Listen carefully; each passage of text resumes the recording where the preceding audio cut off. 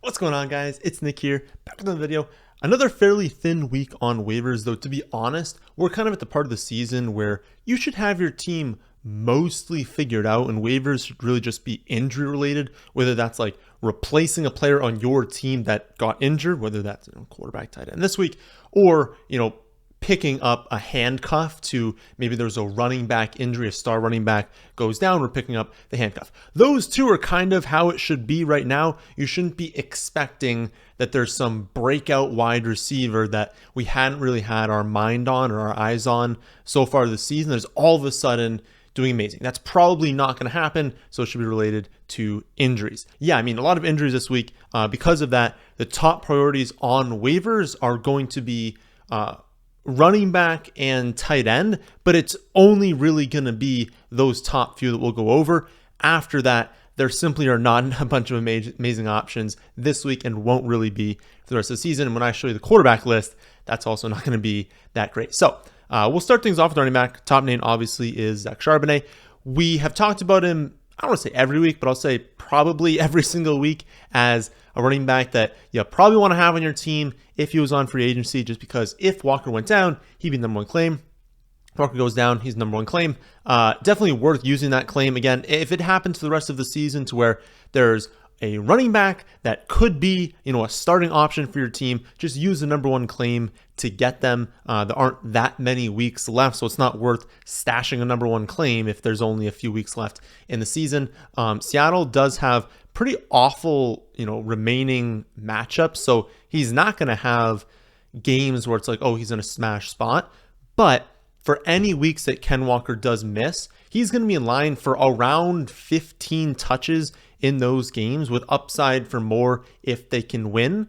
And so even in matchups against, San Fran, Dallas, that's who's coming up, he's still going to be worth playing as a running back too, because anyone getting that little volume with his level of talent, he is someone we love this offseason, they're going to be worth starting. And so I would recommend around 25% of your fab to get him right now using number one claim, but that depends. Like, did you not really use your fab at all? You have 80%. Go up to 30%, 35%. Like, it doesn't really matter. Like, you're trying to use all of it by the end of the season. If you've only got like 25%, I probably wouldn't use 100% of it on Charbonnet, but up to you. But again, he's worth a number one claim this week. Drop down after him into Keaton Mitchell. Basically the same as before, except that the role is slowly growing. He is running back 2 on the Ravens. He keeps looking really, really good. He didn't bust off a long touchdown this week, but you can't really expect that to happen every single week.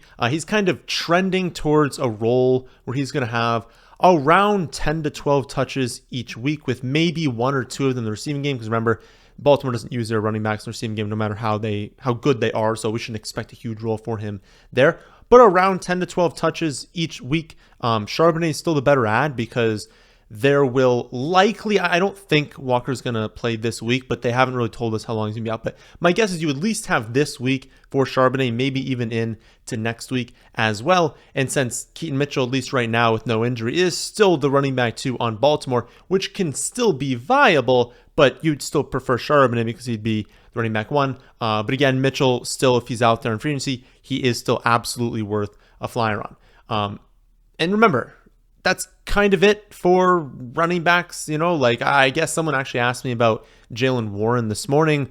My assumption is that Jaylen Warren has been rostered in your league for like 2 months, but I suppose if he's out there, yeah, I guess he's available on free agency. You want to go after him, but there's no other really running backs you're going after being like, oh, they're, great start right now. It's just we're at the point of the year where more and more your bench should be these handcuffs, should be a bunch of players like Zach Charbonnet, because if they hit, that's a huge value boost. Whereas some of these secondary, tertiary options at wide receiver, it's like if you look at a wide receiver and you're never going to start them, why roster them even for your last bench spot? Just put someone out there that could do something. So I would say the list of running backs that I would be rostering as like that last bench piece is obviously the 2 we talked about before, but then Tyjae Spears, Zamir White, Rico Dowdle, Elijah Mitchell, Leonard Fournette, and Travion Williams, probably in that order. But again, it's completely based off of injury. So like if Tony Pollard got hurt, obviously Rico Dowdle becomes the top of that list. And since we can't really know who's going to get injured,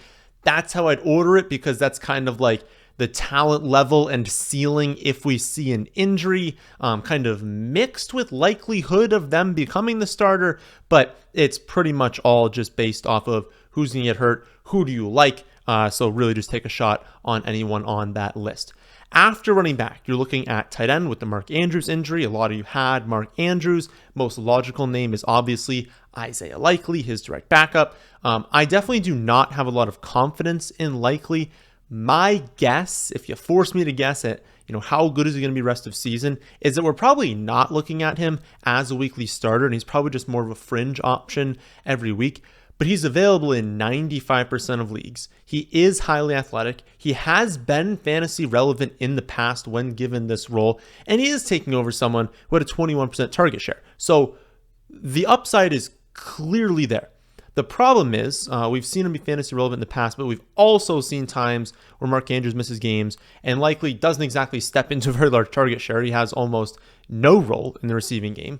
And obviously, he's not Mark Andrews. And so they have other playmakers. They have time to figure this out and be like, okay, well, Zay Flowers gets a few more looks. And we take one more deep shot to Bateman and to Odell. And then we utilize the running backs a little bit more here. And all of a sudden, you've got someone who's getting, in like the upper single digits for targets. That kind of gives spread out to a lot of people. And, Likely and the other backup tight ends each get one or two more looks. And then you look at that and you're like, oh, that wasn't really worth starting. So he definitely has more upside. There's definitely a path to him being productive. And if your free agency is just like a wasteland and there's nothing else, if he's out there, you lost Mark Andrews, it just makes a lot of sense to just grab him and see if that's what will help you. But I would say anyone who has Kelsey, Hawkinson, Laporta, Kittle, Schultz, Ferguson, Cole Kmet, Trey McBride, Evan Ingram, David Njoku, I don't think you even need to put a claim in for Likely because everyone in your league is probably going to go after him to some degree. If you've got one of those tight ends, I'd stick with them. I would start them over Likely. If it's anyone else, and so you're sitting there, you're like, well, Hunter Henry is my best tight end. I mean, why not? Take a shot on Isaiah Likely because if you're looking at him and Hunter Henry, who has more upside, we know Henry is. We don't technically know what Likely is. Maybe he's something. Unfortunately, that's kind of it at tight end. If someone dropped Dallas Goedert because they're frustrated with him not playing, obviously pick him up. If you are a Pat Freiermuth truther, maybe take a shot on him. If you think Cade Otton has a nice second half to the season, maybe he's an option for you. But overall, if that's really the range you're looking at, not Goddard, like obviously pick up Goddard if he's there. But if you're looking at this like Likely, Freiermuth, Otton range, understand that like the better option is probably that you see where you have in depth. Hope that your trade deadline hasn't passed, and maybe you start sending offers to teams that have like two decent tight ends, and you get an easy upgrade that way. Like you don't have to go after Kelsey, you don't have to go after Hawkinson. Just maybe if someone has those two, but then also has like a David Njoku, it's like, well, that's better than going on free agency and grabbing one of these scrubs. So I would probably prefer that route as opposed to picking up some terrible option on free agency. At wide receiver, my thoughts are pretty similar. There's no one on free agency, or at least there's probably no one on your free agency. Maybe someone got dropped that shouldn't have. But the likelihood is there's no one on your free agency that is breaking out right now, that is an amazing start that you're going to plug and play at wide receiver.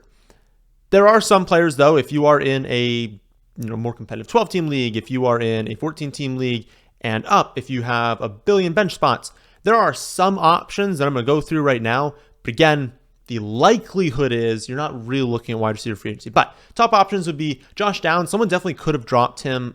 He goes into last week he was on bye, but the week before that, he has a knee injury. There was kind of all that questions around there. Doesn't have a great game.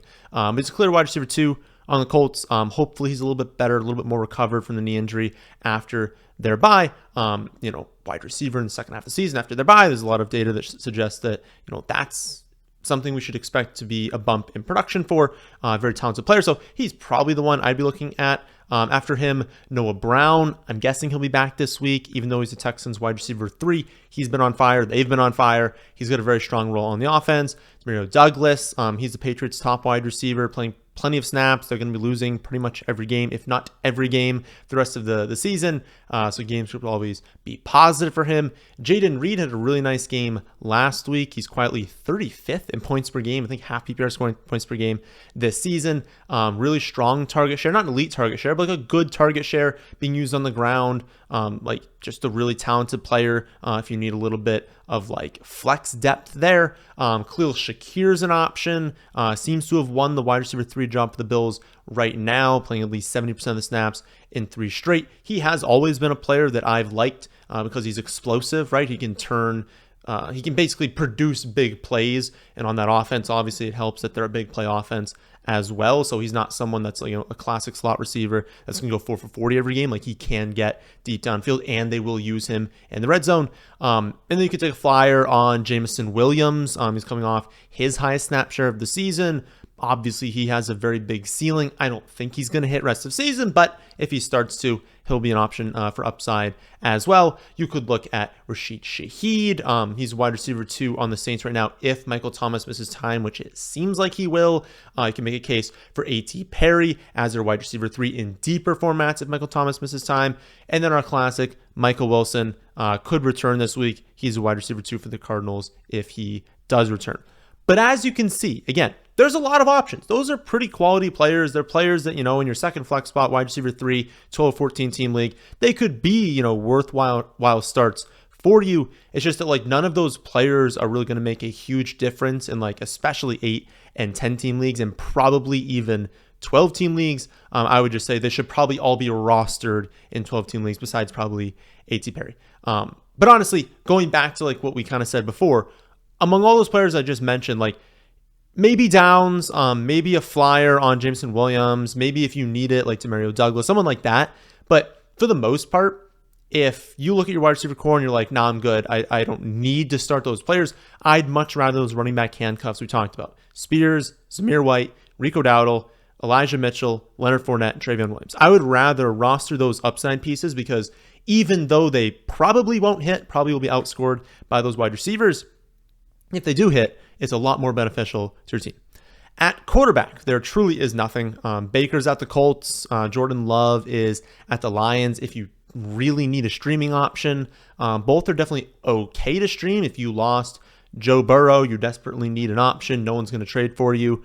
I would just not want to use either one of them long term. That would really only be this week. And long term, I would want to not be streaming. I don't think this season streaming is going to be a good strategy in the playoffs with just how many injuries we've had. Had we not had all these injuries, streaming could have been fine because your options for streaming would have actually been there each week. With how many injuries we've seen, there's really no options every week anymore because everyone's rostered now, so it's not as great of a strategy. If you're looking into the future, someone asked me about week 13. I guess there's a lot of buys in week 13. I think 6 teams are on buy and a few good quarterbacks are on buy.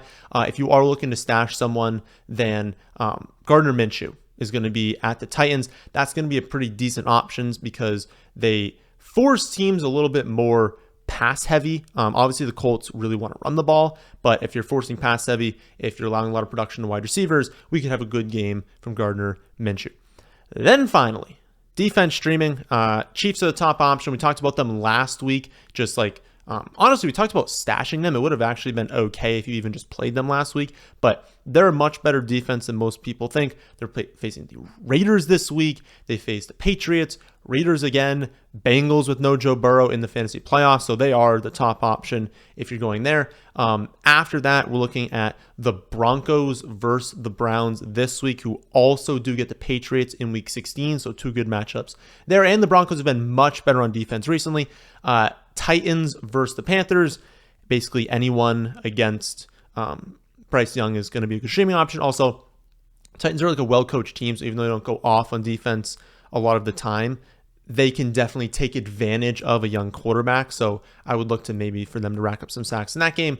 Vikings versus the Bears. Fields is always a threat to explode, but also a threat to, implode as well and produce turnovers, produce a lot of sacks. And then the Dolphins at the Jets. Won't have Zach Wilson, but they'll have Tim Boyle, which Tim Boyle is probably an upgrade over Wilson, but probably not an amazing upgrade. So all those are like perfectly decent options to add. I would say Chiefs and Broncos are the clear top 2 with Chiefs just far and away the best option if they are still available in your free agency. And I would say the other, what was it, like 3 options we went over. Honestly, you could probably just wait for waivers to clear and just add them. I don't think you'd have to spend any fab or any claim to get them. So that's a look at waiver wire for week 12. Nothing looks amazing for the top end, but again, what can you really expect for week 12? I'll be back tomorrow to talk about a few trade targets, but only for a few minutes, and then we're going to jump right into the Thanksgiving games and the Black Friday game as well. Probably no underdog video this week because of Thanksgiving, but I'm just going to make that all free. So I'll let you guys know in the Discord whenever I post that table, but it'll be free to view this week because I don't have the video going up. Now, my friends, isn't this one? Hope you all did enjoy. If you did, how about hitting the like button? How about subscribing to the channel if you're new here? But thanks for watching.